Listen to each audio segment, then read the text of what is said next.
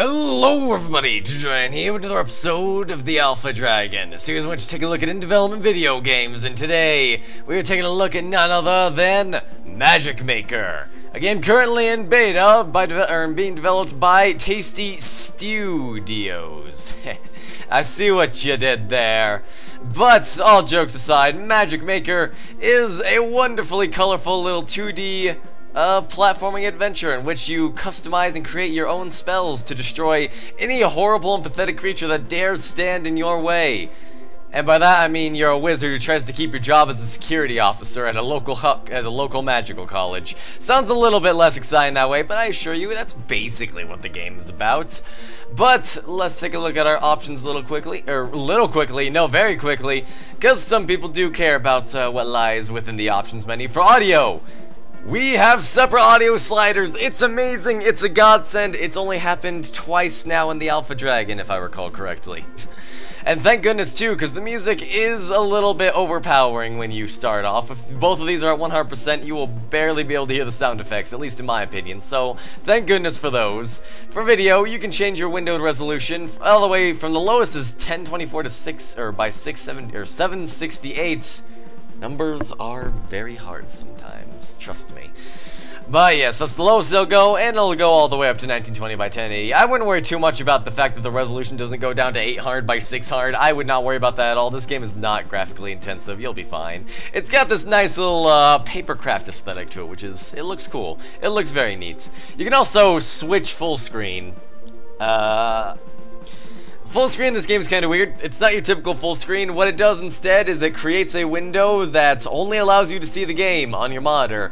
I mean, you'll only notice this if you have dual monitors. If you have a single monitor, you won't even notice this. And even with dual monitors, you actually have to kind of look for it. But all the way over here, you can't actually see my second monitor right now, but I can actually see the edge of the Magic Maker's window, and I can interact with it, so there's that. But that's what it does. And again, if you're on a single monitor, and even if you're on dual monitors, you won't notice it, I guarantee. It's something you have to look for, and it doesn't matter. Although you should note that if you don't play in full screen, this game does not lock your mouse cursor to the game, so do bear that in mind. Oh, you can of course affect your particles, medium, high, low, same thing for objects, so there's that, and there's window resize. I don't know what that does, but whatever. For controls, you have fully rebindable keys. You can rebind literally every single key, so that is, that's pretty good. I like it. Rebind everything, not bad. And under the UI, the main thing, I mean, this just affects in-game AI? No, it just affects in-game UI. The only thing I really like to talk about here is the enemy HP. You can either have it always, whenever you mouse over, or never. What I would like to see here is an option for when an enemy is wounded. Because, I mean, I think the game actually does that anyway, so never mind, that's a moot point. I'm an idiot. Never mind, I lied. Okay, but, so yeah, always is not actually always. Always is whenever an enemy has been wounded. So, again, that's nice. I do like that. So let's go to continue, and let's take a look at one of my save games here and show you what this game is all about. So, welcome to Dorwall Community College. I don't know how to pronounce umlaut O, so I apologize for that. I probably horribly butchered the name. Everyone wants to talk to me. Stop it. So, in this game, you play as a wizard who, in a desperate attempt to find a job, has discovered the glory of becoming a security officer at this local high school. My god, that scarecrow exploded. Stop it. Murder crows, please. I'm trying to focus. So, you of course go around here and horribly destroy all of the ice caves because your crows just don't understand how to stop murdering things. I know it's in their name, a murder of crows, but geez, it's just getting silly. So, but yes, this is our character, and again, this game is all about the customization, which is very, very nice. And of course, this is our hub world. From here, you can go to many different points throughout the game. There's a forest over there, there's ice caves down here, there's a temple up here. Lots of different places to go. But the first place you're going to want to go after you get through the tutorial is over here, because this is where you really customize basically all of your stuff. So in this game, you have a basic wand attack, which has low damage but consumes 0 mana. And you have a spell, which deals a lot of damage, but can also consume a pretty large amount of mana. Again, you can customize these spells to increase or decrease their mana cost, you know, depending. Which means that with the wand, you can actually give it a mana cost if you just need that extra bit of oomph from it. In addition to these, you can also enchant it, which makes it deal 0 damage, but increases the orange effects. So, for me, personally, since the wand has such low base damage, I went ahead and gave it poison and an explosive effect and a instant death attack, and went on ahead and just straight up removed its damage, because, well, the damage doesn't really matter, since, you know, due to the way I'm building it. It basically builds up lowers their max HP is what execution basically does. So what execution does, this is the result of the guillotine over here.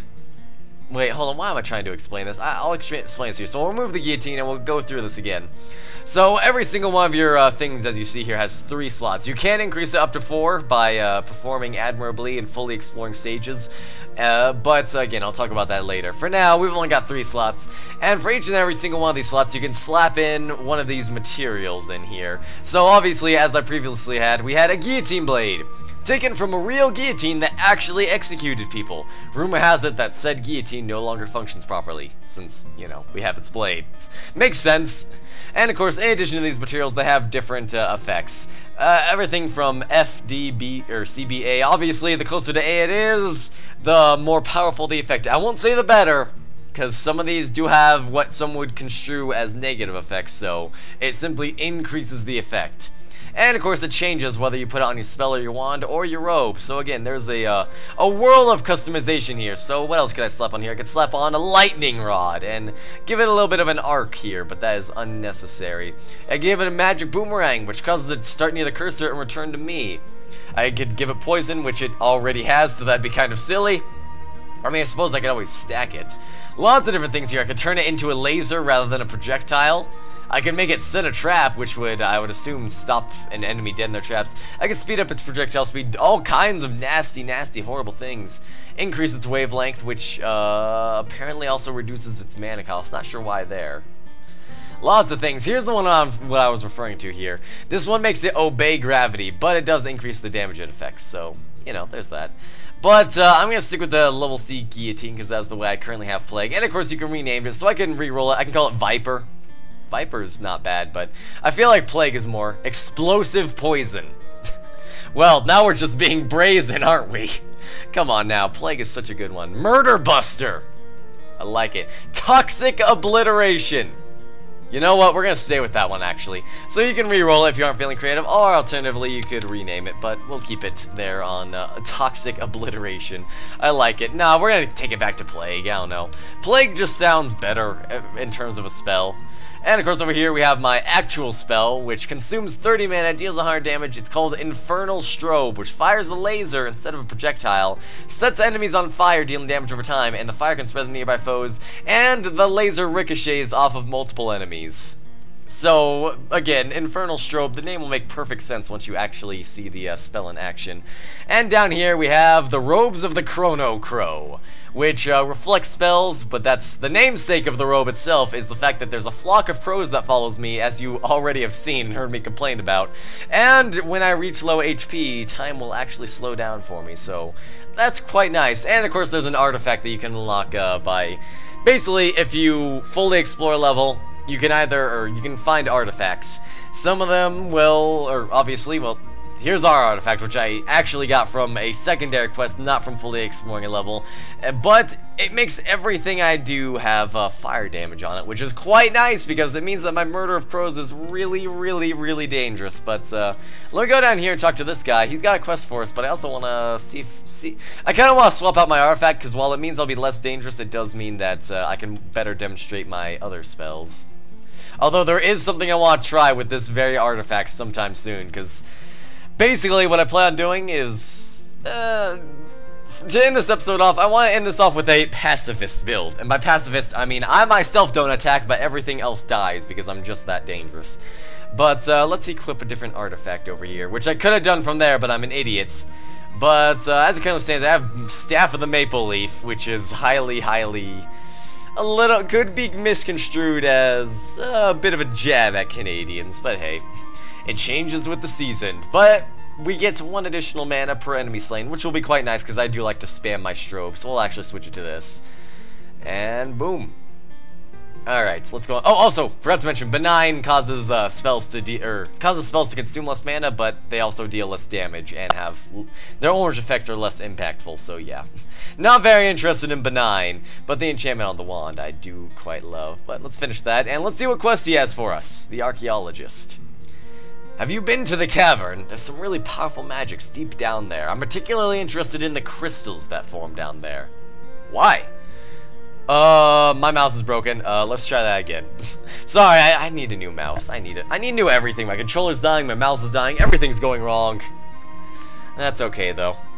But, why? They're magical, of course! Like, more than usual. They resonate energy that significantly amplifies magic spells. Sounds dangerous. Absolutely! That's why I called you here. I need you to retrieve a very particular set of 4 crystals. I'm worried that them falling into the wrong hands, especially with all that suspicious behavior going on. And the red, blue, orange, and green ones, these are, for the record, this is a jab at what you do in the game. Basically, every single stage has 4 crystals, and if you collect all 4 of them, you get more treasure at the end of the round. And if you collect, like, all 4 of them, in addition to more treasure, you also get a key to unlock another artifact. And no, those are gems. Oh, excuse me, not crystals, gems. My bad, I misspoke. They're completely different. We need the crystals. There are 4 in all: magic, ancient, power, and super crystals. There's just one problem though, and what's that? They're very hard to find. They grow inside cavern walls and are nearly invisible. How can I find them then? Since they're magically tuned, crystal ball spells will travel towards them. Keep your eyes peeled. You might notice that they sparkle as well. Got it.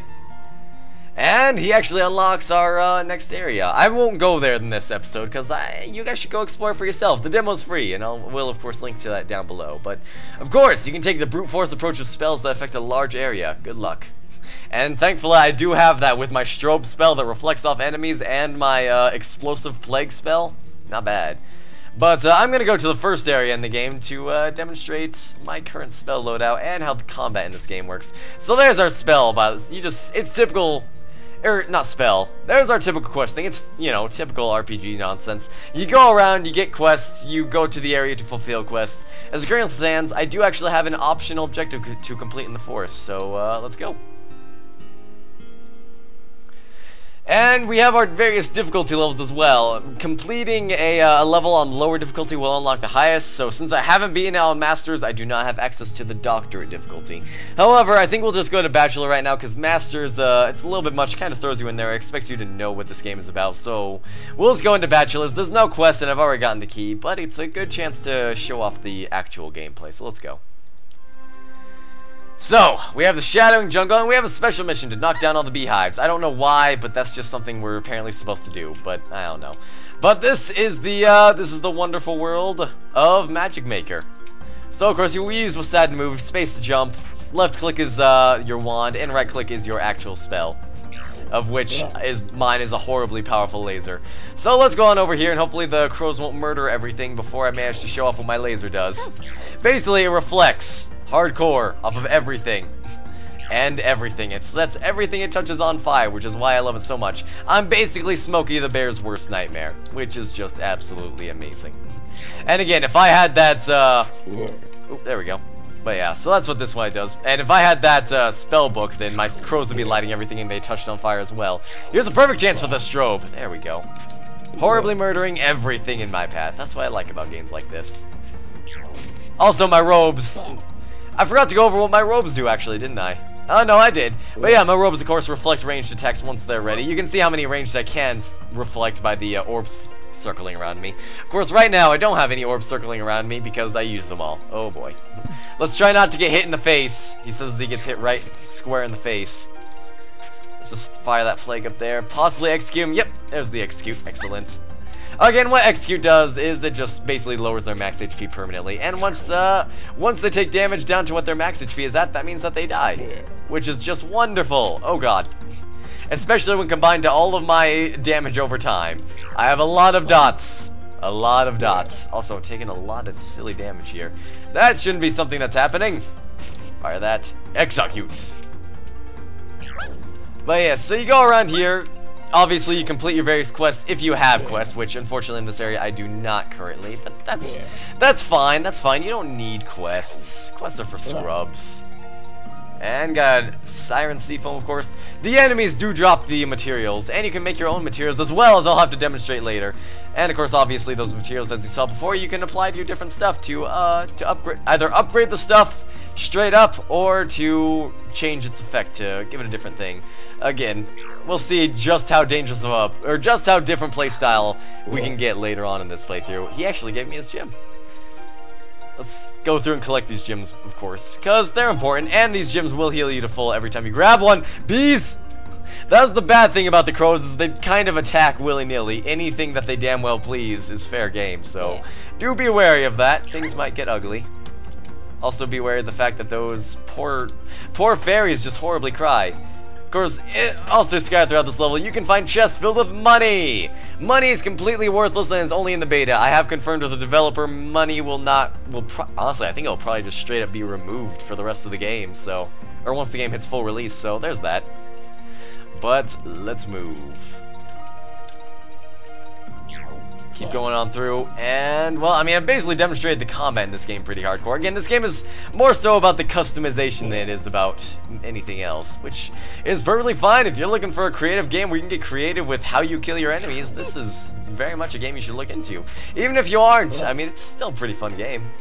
Exploring around, fulfilling quests, all that, it's got your traditional quest line and whatnot, but again, we already went over that. Apparently, there was an essence of orange hiding out down there.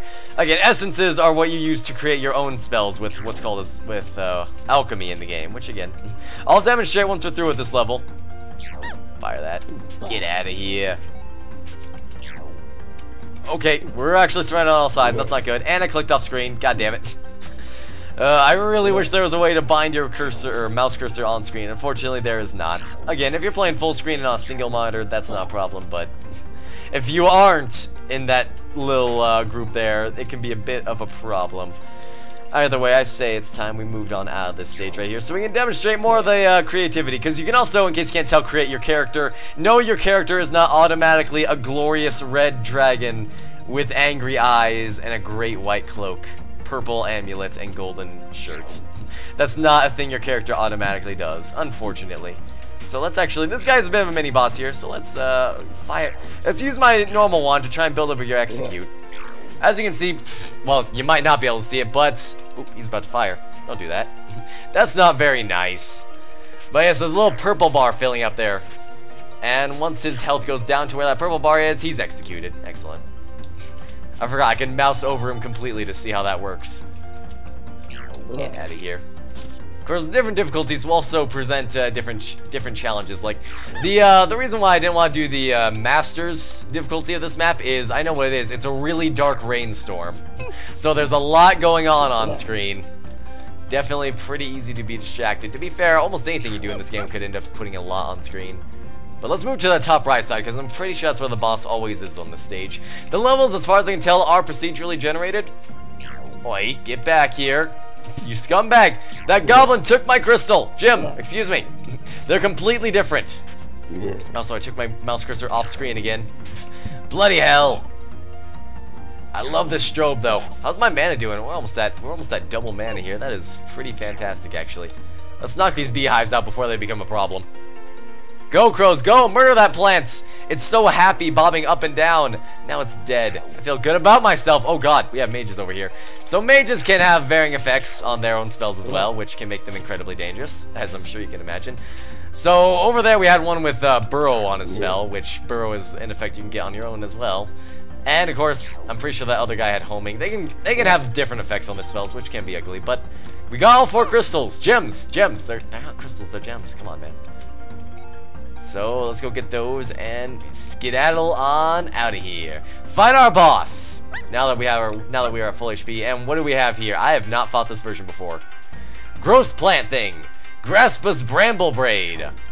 So yeah, I haven't actually fought this version of the boss before. Okay.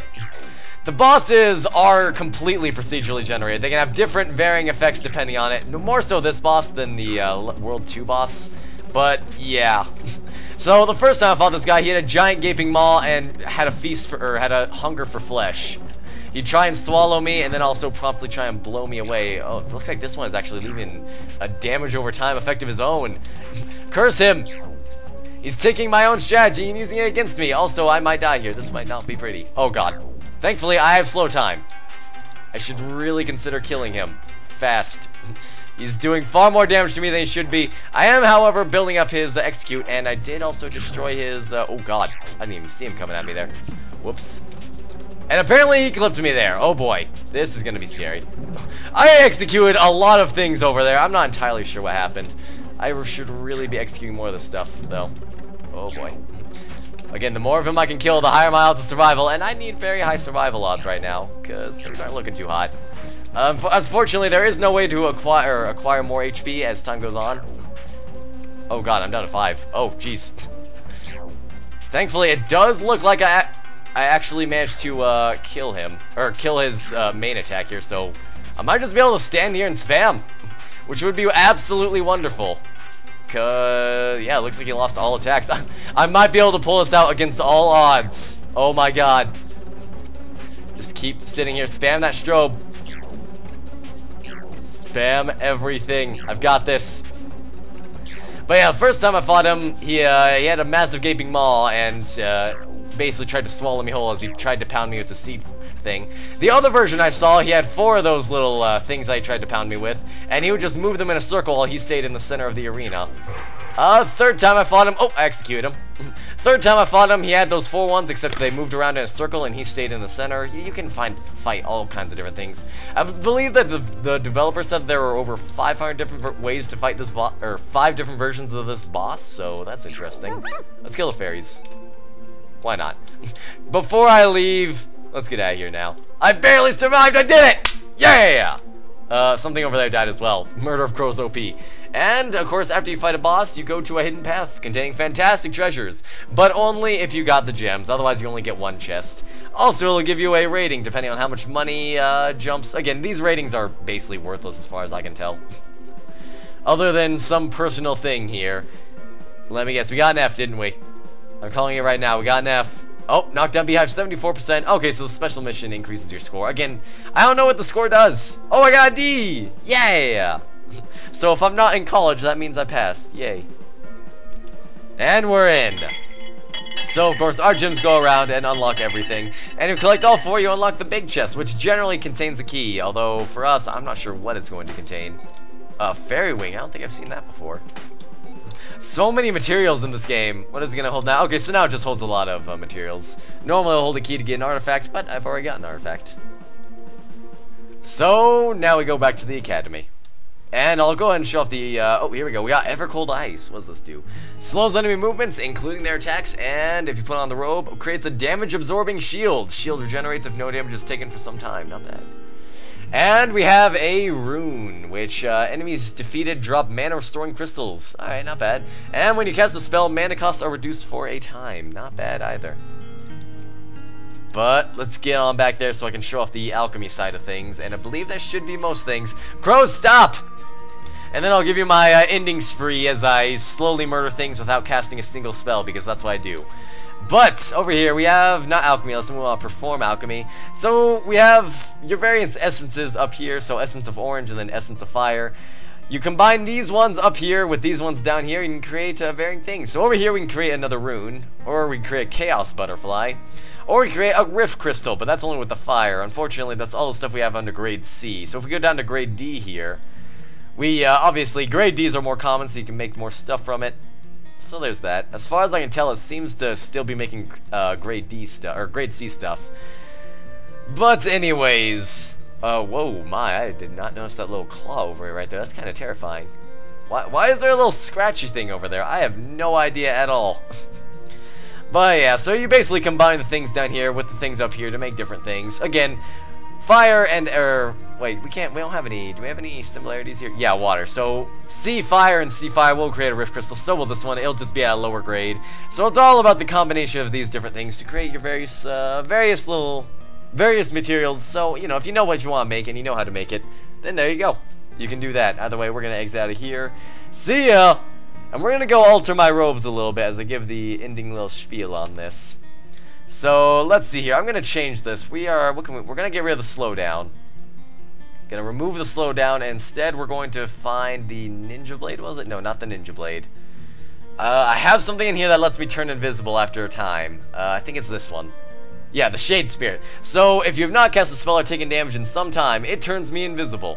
So, we're going to slap on a D Shade Soul. We're going to keep the Necronomicon on here. We're going to get rid of the Spell Reflect. Instead, what are we going to get here? Something else. I want something that'll complete this. Increase power spell? Nope, definitely not. Has a chance to ignore damage? Not bad. But not really good either. What do I have here? Mana costs are reduced. A low health time slow, no thank you. Allows me to walk on walls. Nah. If I recall, I think there was a double jump. That's what I was more so looking for here.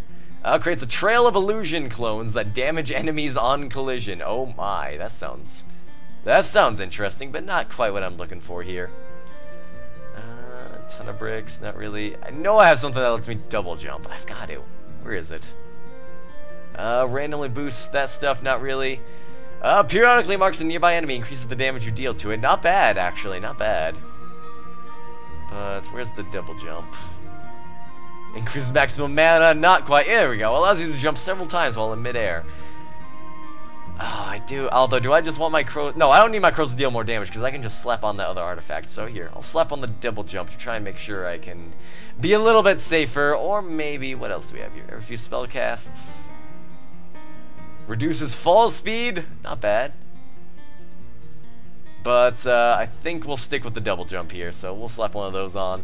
There we go. So we turn invisible, we have a Murder of Crows. Let's finish this one. I should probably rename it to something a bit more fitting, because this is no longer the robes of the Chronocrobe. This is the these are the robes of the Shadow Crow, I guess. But I should have done that while I'm here. I don't know why I think I have to go down to him to do that. I don't. Let's grab Stilla's Incendiary Tome. And, well, let's go on ahead and finish off this video. So I am invisible now, completely invisible. And I guess we'll show off the master level of the forest now. If you want to explore the other areas, you can check out the demo down in the links below. There is a public beta demo that you can check out for yourself. Completely free to download. So let's go here. What's my quest? Let's see here. Clean up the forest. Okay, so I have to open up all the chests. Let's go. But yeah, so you can check out the demo down below, as well as the big thing here that you're probably going to want to do is vote for this game on Steam Greenlight. Because this game is on Steam Greenlight, and it's not doing too bad. It's definitely going to make it, but let's try and get one last push in there to really try and press it forward. Get it out there. Meanwhile, I'm just going to hang out here and kind of... Oh, God, I've been hit. Uh-oh, that's not good. That's not good. Come on, stealth delay, go away. Stealth delay, please. Let's get out of here, kill everything. Just try and stay alive, don't die. Alright, we're invisible again. So this means we can just casually walk around as the Murder of Crows murders everything. But this is Magic Makers. This is not quite as effective a strategy as I would have thought, but oh well. What is really nowadays? So many different ways to play this game. This was more so me just trying to demonstrate how many different ways you can play this game. I mean, you can play it with high damaging spells, you can play it with damage over time as I was, or you can play it just completely passively. Casually running through as everything around you dies. But I don't have to be hit by fairy. Uh-oh. Yes! Magic Makers, ladies and gentlemen. Again, go vote for it on Steam Greenlight. You can go download the beta demo for free down the links below. And be sure to like the video if you liked it. Subscribe for more. And I will see you guys next time.